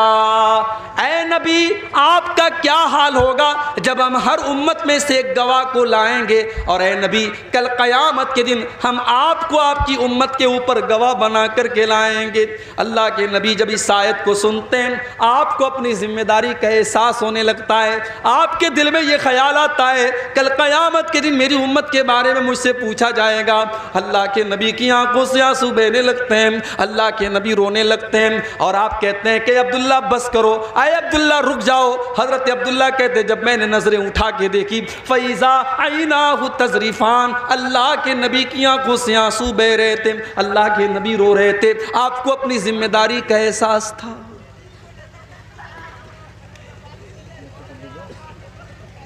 हमारे नबी को तो अपनी जिम्मेदारी का एहसास था। हमें और आपको कब अपनी जिम्मेदारी का एहसास होगा मेरे भाई? बड़ा दावा है हमें नबी से मोहब्बत का। शायद पूर्णिया के अंदर भी 12 रबीउल अव्वल को जुलूस निकला होगा, शायद अररिया के अंदर भी कोई जुलूस निकला होगा। एक साल में 12 रबीउल अव्वल के मौके पर मालदा में था, बड़ा पूरा कलिया चक और पूरा मालदा की सड़कें भरी हुई थी रसूल के आशिकों से, रसूल के चाहने वालों से। बड़े दावे हैं साहब हमें रसूल से मोहब्बत के। कोई घरों को सजा रहा है, कोई घरों में झंडे लगा रहा है, कोई बाइक पे झंडी लगा रहा है, कोई डीजे बजा रहा है, कोई नबी की नाते बजा रहा है, कोई हरे रंग का कपड़ा पहन के निकले हुए हैं। दावे तो बड़े लंबे चौड़े हैं नबी से मोहब्बत के, मगर नबी का अखलाक कहां है मेरे भाई? नबी की सीरत कहां है? नबी का किरदार कहां है? वो नबी जिसने अपने लिए कभी कुछ नहीं बनाया, दुनिया से गए कोई प्रॉपर्टी नहीं बनाई, कोई अपने बच्चों के लिए कोई माल नहीं छोड़ा, कभी ऐशो आराम की जिंदगी नहीं गुजारी। आखिरी दिन अल्लाह के नबी का सोमवार को आपका इंतकाल होता है, और संडे को इतवार की रात में अल्लाह के नबी के घर में जो चिराग जलता है उस चिराग का तेल भी पड़ोसी से उधार लिया जाता है। ये जिंदगी गुजारी अल्लाह के प्यारे नबी ने। आपके घर में कोई फर्नीचर नहीं है, कोई मसेरी नहीं है, कोई आरामदेह गद्दा नहीं है। हज़रत उमर एक मरतबा अल्लाह के नबी के कमरे में आते हैं, देखते हैं एक मामूली सी चटाई बिछी हुई है, एक मामूली सा तकिया रखा हुआ है, थोड़ी सी जौ रखी हुई है, एक पानी का प्याला रखा हुआ है। ये अल्लाह के नबी का कमरा है, ये अल्लाह के नबी की कुल कायनात है। हज़रत उमर फारूक की आंखों में आंसू आ जाते हैं और कहते हैं अय अल्लाह के नबी, आप अल्लाह के नबी होकर और हम सब के सरदार होकर, हम सब के आका होकर आप ऐसी ज़िंदगी गुजारते हैं। अय अल्लाह के नबी, कैसर किसरा तो अपने अपने दरबार में ऐशो आराम से रहते हैं, आप ऐसी जिंदगी क्यों गुजारते हैं? अल्लाह के नबी फरमाते हैं अमा तरज़ा अन तकून लहुमुद दुनिया व यकून लना अल आखिरा। ऐ उमर, क्या तुम नहीं चाहते कि कैसर किसरा को तो दुनिया मिल जाए और तुम्हारे नबी को आखिरत की नेमतें मिल जाएं, तुम्हारे नबी को अल्लाह की नेमतें मिल जाएं? क्या तुम ये नहीं चाहते? उस नबी ने अपने लिए कुछ नहीं बनाया, अपने बच्चों के लिए कुछ भी नहीं बनाया। आखिरी दिन जब अल्लाह के नबी का इंतकाल होने वाला है, आपके घर में जो जौ आता है वो आपकी ज़रा एक यहूदी के घर में गिरवी रखी जाती है, तो उसके बदले में जौ आपके घर में आता है। उस नबी ने पत्थर भी खाए, उस नबी ने पेट पर पत्थर भी बांधे, उस नबी ने 2-2 महीने तक उस नबी के घर में चूल्हा न जलाए। मेरे प्यारे साथियों, ये सारी तकलीफें अल्लाह के नबी ने क्यों उठाई हैं? बस एक ही धुन थी आपको, एक ही चिंता थी, एक ही फिक्र थी, एक ही टेंशन थी कि अल्लाह के बंदे अल्लाह की तौहीद पर आ जाएं, अल्लाह के बंदे सही रास्ते पर आ जाएं, अल्लाह के बंदे जहन्नम से बच जाएं। और ये चिंता और ये टेंशन आपको इतनी ज़्यादा थी कि अल्लाह ने कुरान में कह दिया फलअल्लका बाक़िउन नफ्सका अला आतारिहिम इल्लम युमिनू बिहाज़ल हदीस असफ़ा। ऐ नबी, आपको लोगों के ईमान की इतनी फिक्र है कि कहीं आप उनके पीछे अपनी जान न जोखिम में डाल दें, कहीं आप अपनी जान न दे दें, आपको इतनी फिक्र है। आपको बस एक ही फिक्र सताती थी कि लोग ईमान ले आएं, लोग तौहीद पर आ जाएं, लोग जहन्नम की आग से बच जाएं। आपने ताइफ के अंदर पत्थर भी खाए, आप नमाज पढ़ रहे हैं और उक़बा इब्न अबी मुईत आता है और आपके गले में चादर डाल करके आपका गला दबाने की कोशिश करता है। हज़रत अबू बकर सिद्दीक़ आते हैं और आकर के अल्लाह के नबी को बचाते हैं और कहते हैं अतक़्तुलून रजुलन अन यक़ूल रब्बी अल्लाह, तुम एक इंसान को सिर्फ इसलिए कत्ल करना चाहते हो कि वो अल्लाह को अपना रब कहता है, वो एक अल्लाह को अपना रब कहता है, तुम इसलिए उसको कत्ल कर देना चाहते हो। नमाज की हालत में आपके ऊपर ऊंटनी की बच्चा दानी ला के रख दी गई, आपके ऊपर ओहद के मैदान में ऐसा हमला किया गया कि आपका चेहरा लहूलुहान हो गया, आपके सर से खून टपाटप गिर रहा था और आपके दांत तोड़ दिए गए, आपको जहर दिया गया, आपके ऊपर पत्थर गिरा करके आपको जान से मारने की कोशिश की गई, आपको आपके वतन से निकाला गया, आपकी जिंदगी में आपकी बेटी को ऐसा हमला किया गया आपकी बेटी के ऊपर कि आपकी बेटी का इंतकाल हो गया। मेरे प्यारे साथियों, ये सारे दुख अल्लाह के नबी ने क्यों उठाए? अल्लाह के लिए उठाए, अल्लाह के दीन के लिए उठाए, अल्लाह की रजा के लिए उठाए। हम भी तो उसी नबी का कलमा पढ़ने वाले हैं। हमें अपनी जिम्मेदारी का एहसास कब हो? हम इस्लाम के लिए और अपने दीन के लिए क्या कर रहे हैं? जलसा कर रहे हैं? बहुत बड़ा तीर मार दिया भाई साहब आपने, बड़ी दूर से चल के आप आए हैं, आज चिमनी बाजार में जलसा है, मगर जरा अपने दिलों को टटोलना कि किस मकसद के लिए आए हो। मकसद अगर यह है कि अब्दुल गफ्फार साहब आएंगे, तकरीर सुनेंगे और सुबह आपस में बातें करेंगे साहब तकरीर कैसी थी, अगर यह मकसद था, या बहुत सारी हमारी औरतें आई हैं कि चले आज देखेंगे मुनीरुद्दीन साहब, उनको देखेंगे आज वो कैसे दिखने में लगते हैं, उनको देखना मकसद था, तो माफ कीजिए फिर आपका मकसद यहां आने का गड़बड़ है। इन्नमल अमालु बिन्नियात, बुखारी की पहली हदीस है, अमल का सवाब तो नीयत के हिसाब से मिलेगा। अगर नीयत ये है कि जलसे में जाएंगे, 10 बातें सुनेंगे, चलो 10 पर नहीं, 10 में से 2 बात पर अमल कर लेंगे, अपनी इस्लाह कर लेंगे, अपनी कमियों को दूर करेंगे, अगर ये मकसद लेकर के आए थे और मदरसा कमरुल उलूम का ताउन करेंगे, अगर ये मकसद लेकर के आए थे तब तो ठीक है। और अगर तफरीह करना था, इंटरटेनमेंट करना था, तो इंटरटेनमेंट करने के लिए तकरीर में आना ज़रूरी नहीं है। कोई फिल्म देख लो, कोई नाच गाना देख लो, कोई और बेहुदा काम कर लो, उसमें इंटरटेनमेंट हो जाएगा। दीन को इंटरटेनमेंट मत बनाओ मेरे भाई। ये कुरान और हदीस की मजलिस है, ये दीन की मजलिस है, ये प्रोग्राम दीन का प्रोग्राम है। इसको मनोरंजन का साधन मत बनाओ, इसको एंटरटेनमेंट का जरिया मत बनाओ। यहां आए हो तो कुरान और हदीस की बातों को सुनो और अपनी इस्लाह करो। हमारे नबी की आंखों में आंसू आ गए। आज हमें ऐसी तकरीरें अच्छी लगती है जिसमें हमें सामने वाला हंसा दे। एक बात बोलूं, हंसने का नहीं रोने का मकाम है।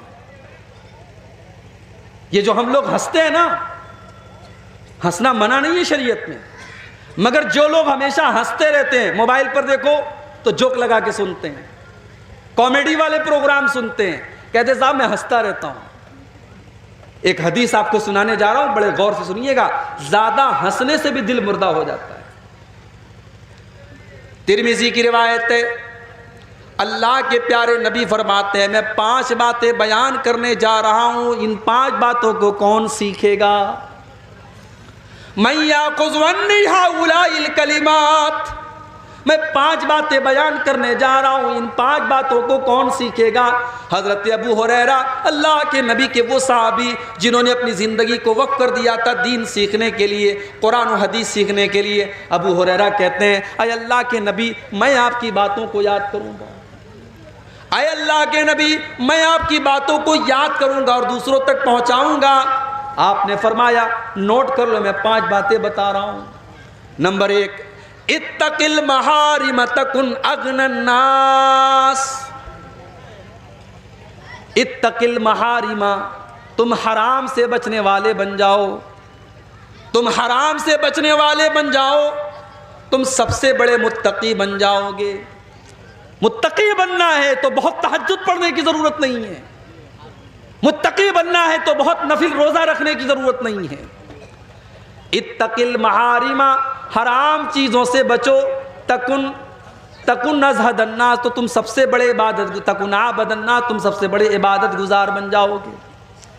इबादत गुजार अगर बनना है, मुत्तकी बनना है, परहेजगार बनना है, तो हराम चीज़ों से बचने वाले बन जाओ। हराम कारोबार से बचो, हराम कमाई से बचो, हराम जुबान से बचो, हराम चीज़ों से बचो, तुम सबसे बड़े इबादत गुजार बन जाओगे। उसके बाद अल्लाह के नबी कहते हैं दूसरी चीज़, वर्द बिमा कसमल्लाहु लक तकुन अगनन्नास। अल्लाह ने तुम्हारी तकदीर में जो लिख दिया है उसके ऊपर राज़ी हो जाओ, खुश हो जाओ, तुम सबसे बड़े मालदार बन जाओगे। ये हसद क्यों होता है? मेरी तनख्वाह 5,000, तेरी 10,000 क्यों है? मैं 50,000 महीना कमाता हूं, तू 1 लाख क्यों कमाता है? अरे भाई, वो 1 लाख अपने मुकद्दर से कमा रहा है, तुम 50,000 अपने मुकद्दर से कमा रहे हो। 50,000 का तुम भी 1 लाख करो, मेहनत करो, कोशिश करो। तुम्हारी तकदीर में अगर 1 लाख लिखा है, दुनिया की कोई ताकत छीन नहीं सकती है। और तुम्हारी तकदीर में नहीं लिखा है तो तुम सारे तरीके अपना लो, तुम 1 लाख रुपया नहीं कमा सकते। तो तकदीर में अल्लाह ने जो लिख दिया है उस पर राजी रहो, खुश रहो, मेहनत करो, बेहतर से बेहतर की कोशिश करो, मगर अल्लाह ने जो तकदीर में लिख दिया है उसके ऊपर खुश हो जाओ। अल्लाह के प्यारे नबी कहते हैं सबसे बड़े मालदार बन जाओगे। मालदार वो नहीं है जिसका मकान सबसे अच्छा हो, मालदार वो नहीं है जिसकी बिल्डिंग सबसे अच्छी हो, जिसका कपड़ा सबसे अच्छा हो। मालदार वो है जो चैन की नींद सोता हो, जिसके बच्चे बीमार न रहते हों, जिसके घर में किचकिच न लगी रहती हो, जिसके घर में टेंशन न रहती हो। अल्लाह के नबी ने कहा तकदीर पर राजी हो जाओ, सबसे बड़े मालदार बन जाओ। तीसरी चीज, व अहिब्बा लिन्नासी मा तुहिब्बु लिनफ्सिका तकुन मुस्लिमा तकुन मोमिना। और जो तुम अपने लिए पसंद करते हो वही तमाम लोगों के लिए तुम पसंद करो, तुम मुसलमान बन जाओगे। तुम नहीं चाहते तुम्हारी बेटी को कोई गलत नज़र से देखे, तुम्हारी बहन को कोई गलत नज़र से देखे, तुम्हारी बीवी को कोई छेड़े। तुम भी दूसरों की बेटियों को, दूसरी की बहुओं को, दूसरों की बहनों को गलत नज़र से देखना बंद कर दो। तुम नहीं चाहते कोई तुम्हारी गीबत करे, चुगली करे, बुराई करे, तुम दूसरों की गीबत करना भी बंद कर दो। तुम चाहते हो लोग तुम्हारी अच्छाइयों की तारीफ करें और तुम्हारी बुराइयों के ऊपर पर्दा डाल दें, तुम भी दूसरों की अच्छाइयों की तारीफ करो और दूसरों की बुराइयों पर पर्दा डाल दो। जो तुम अपने लिए पसंद करते हो वही तमाम लोगों के लिए पसंद करो। अल्लाह के नबी कहते हैं अगर तुम ऐसा करोगे तो तुम मोमिन बन जाओगे। चौथी चीज, वह अहसिन इला जारी का तकुन मुस्लिमा। और अपने पड़ोसी के साथ तुम अच्छा सलूक करो। तुम्हारा पड़ोसी मुसलमान है तब भी, गैर मुस्लिम है तब भी, तुम्हारी बिरादरी का है तब भी, तुम्हारी बिरादरी का नहीं है तब भी, तुम्हारे मसलक का है तब भी, तुम्हारे मसलक का नहीं है तब भी, पड़ोसी को तकलीफ पहुंचाने का तुम्हें कोई अधिकार नहीं है। अपने पड़ोसी के साथ तुम भलाई करो। अल्लाह के नबी फरमाते तुम मुसलमान बन जाओगे। और पांचवी चीज, वला तुक्सिर ज़िहका। और अल्लाह के नबी फरमाते हैं कि तुम ज़्यादा हंसा मत करो, इसलिए कि ज़्यादा हंसने से फ़इन्ना कसरत ज़िहक तुमीतुल क़ल्बा, ज़्यादा हंसने से दिल मुर्दा हो जाता है। तो हंसना ज़्यादा नहीं होना चाहिए, कभी कभी रोना चाहिए मेरे भाई। कुरान करीम में अल्लाह ताला ने रोने वालों का वाक़या भी बयान किया है। कुरान का 7वां पारा खोलो, वइज़ा समिऊ मा उनज़िला इलर रसूल तरा आयुनहुम तफीदु मिनद्दमी मिम्मा अरफू मिनल हक़्क़ि। ऐ नबी, ईसाइयों के सामने भी जब कुरान पढ़ा जाता है तो ईसाइयों में जो नेक लोग होते हैं, जो अच्छे लोग होते हैं, वइज़ा समिऊ मा उनज़िला इलर रसूल, जब कुरान की तिलावत को वो सुनते हैं, तरा आयुनहुम तफीज़ु मिनद्दमी, तो ऐ नबी आप क्या देखते हैं, उनकी आंखों से आंसू बहने लगता है, वो रोने लगते हैं। हबशा का दरबार था, नजाशी का दरबार था, और मुसलमानों ने हबशा में जा करके पनाह ली थी। मक्का के काफिरों ने 2 लोगों को भेजा, उन दोनों लोगों ने आकर के नजाशी को भड़काना शुरू कर दिया।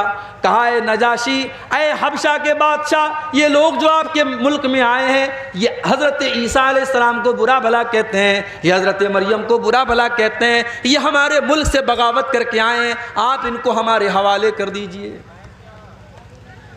नजाशी ने मुसलमानों को बुलवाया। मुसलमानों ने हज़रत जाफ़र रज़ी अल्लाह ताला अन्हु को अपना नुमाइंदा बनाया। नजाशी ने कहा कि ऐ मुसलमानों, हमें पता लगा है कि तुम ईसा अलैहिस्सलाम को बुरा भला कहते हो, तुम हज़रत मरियम को बुरा भला कहते हो, तुम्हारा क्या ख्याल है? हज़रत जाफ़र ने कहा कि ऐ नजाशी, ऐ हबशा के बादशाह, मैं कोई और बात तो नहीं बयान करूंगा, मैं कुरान की आयत आपके सामने पढ़ देता हूँ। उसके बाद सूरह मरियम की तिलावत करना शुरू कर दिया।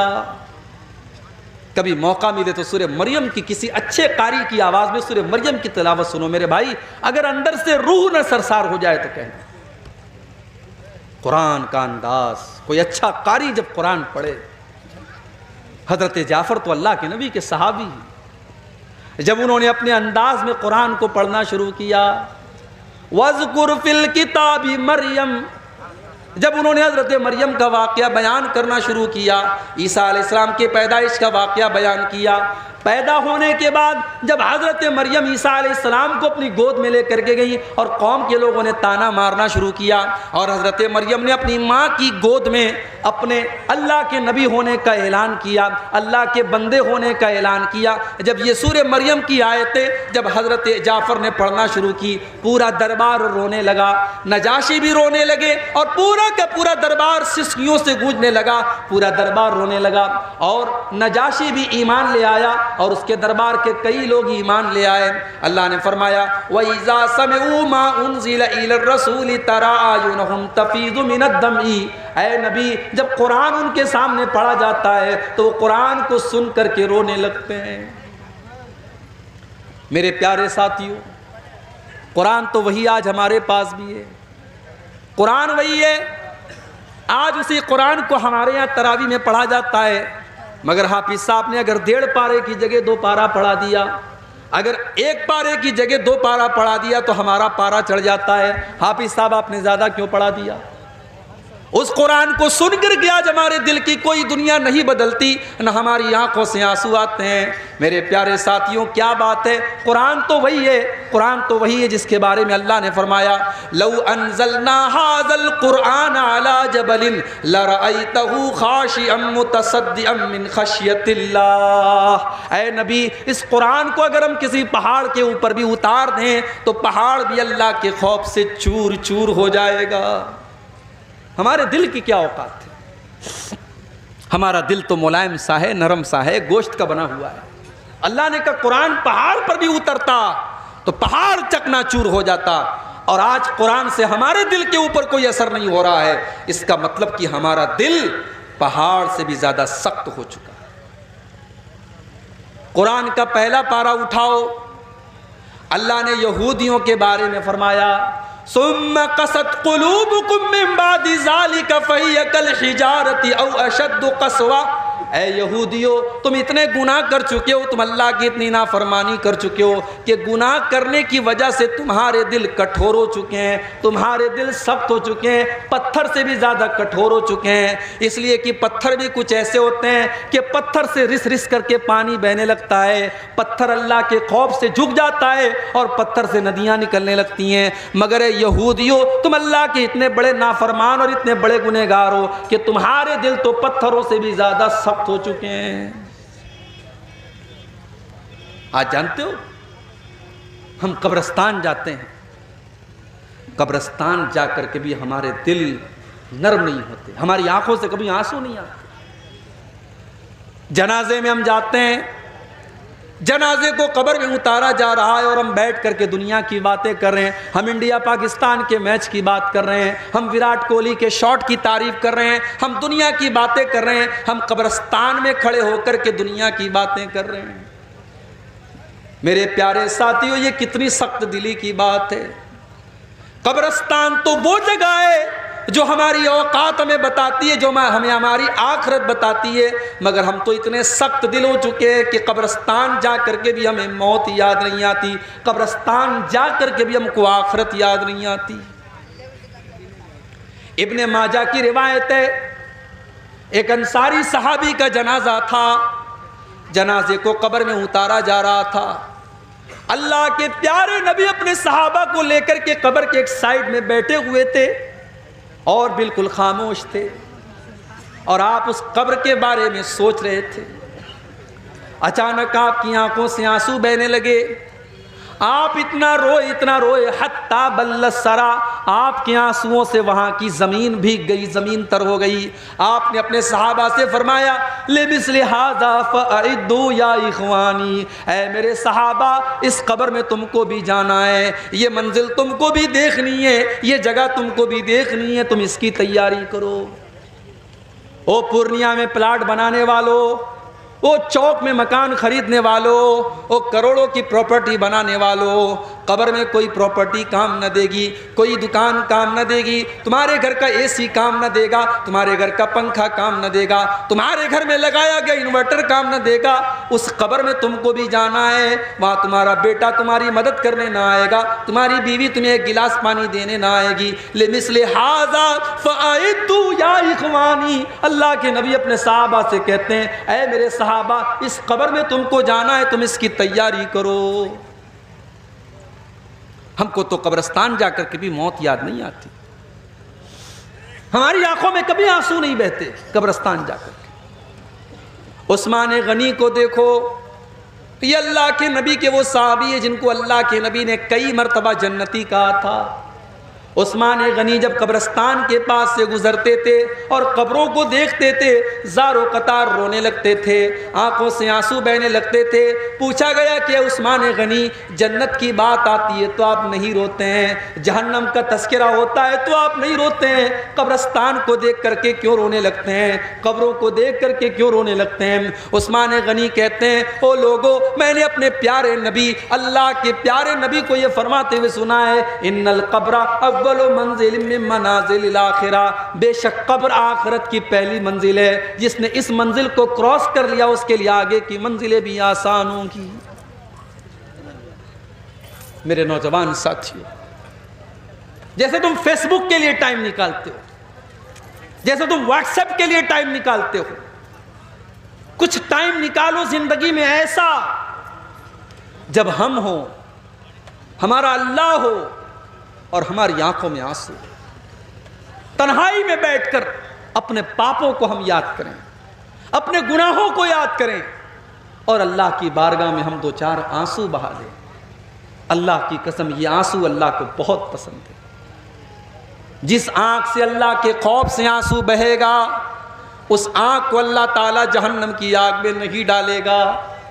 अल्लाह के प्यारे नबी फरमाते हैं, ला यलिजुन नार रजुलन बकत मिन खशियतिल्लाह, जो इंसान अल्लाह के खौफ से रोता है, ऐसे इंसान को अल्लाह ताला जहन्नम की आग में नहीं डालेगा। हत्ता यऊदल लबन फी ज़रई, यहाँ तक कि जानवर के थन का दूध निकल करके वापस चला जाए, जो कि इम्पॉसिबल, असंभव है, नामुमकिन है। जानवर के थन से दूध निकल करके थन में वापस नहीं जा सकता। जो अल्लाह के खौफ से रोएगा, जिसकी आंखों से अल्लाह के खौफ से आंसू निकलेगा, वो आंख भी अल्लाह के अजाब में नहीं जाएगी, जहन्नम में नहीं जाएगी। एक और हदीस में अल्लाह के नबी फरमाते हैं, लैसा शैउन अहब्बु इलल्लाहि मिन कतरतैन, दो कतरे ऐसे हैं जो अल्लाह को बहुत पसंद हैं। दो कतरे दो बूंदें ऐसी है जो अल्लाह को बहुत पसंद है। कतरतु दुमूइन मिन खशियतिल्लाह, एक अल्लाह के खौफ से बहने वाले आंसुओं के कतरे। अल्लाह के खौफ से जिस आंख से आंसू निकल जाए वो आंसुओं के कतरे अल्लाह को बहुत पसंद है। वह कतरतु दमिन तुहराक़ु फी सबीलिल्लाह, और अल्लाह की राह में बहने वाले शहीद के खून की बूंदें अल्लाह को बहुत पसंद हैं। और उसके बाद अल्लाह के नबी फरमाते हैं कि दो निशान अल्लाह को बहुत पसंद हैं। असरुन फी सबीलिल्लाह, एक वो निशान है जो अल्लाह के रास्ते में लड़ते हुए आँख में लग गया, माथे में लग गया, पेट में, पीठ में लग गया, पेट में लग गया, वो निशान अल्लाह को बहुत पसंद है। वह असरुन फी फरीज़तिन मिन फराइज़िल्लाह, और अल्लाह के किसी फरीज़े की अदायगी में जो निशान पड़ जाए, नमाज का पढ़ते पढ़ते माथे पर निशान पड़ जाए, हज करते हुए पैर में निशान पड़ जाए, अल्लाह के किसी फरीज़े की अदायगी में कोई निशान अगर बॉडी पर आ जाए, शरीर पर आ जाए, वो निशान अल्लाह को बहुत पसंद है।